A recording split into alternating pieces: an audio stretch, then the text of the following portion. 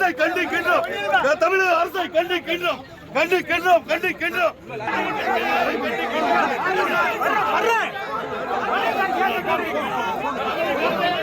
வணக்கம் மேடம். கரூர் வெண்ணமலை பசு பாலசுப்ரமணிய சுவாமி கோவிலில் நிலப்பிரச்சனை விவகாரம் எதிர்ப்பு தெரிவித்து போராட்டத்தில் ஈடுபட்ட கரூர் எம்பி ஜோதிமணி, அதிமுக முன்னாள் அமைச்சர் எம்ஆர் விஜயபாஸ்கர் உட்பட மாற்றுக் கட்சியினர் பொதுமக்கள் கைது செய்து போலீசார் வாகனத்தில் அழைத்துச் சென்றனர். இதனால் அங்கு பரபரப்பு ஏற்பட்டது.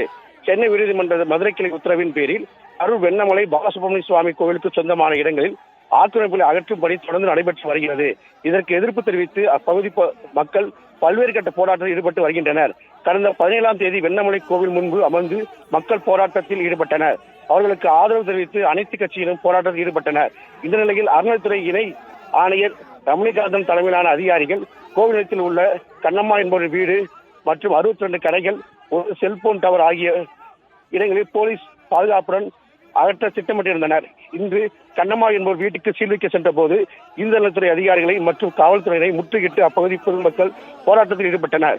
அப்பொழுது ஒரே குடும்பத்தைச் சேர்ந்த 3 நபர்கள் மண்ணெண்ணெய் விட்டு தீக்குள்ளமிட்டதால் பரபரப்பு ஏற்பட்டது.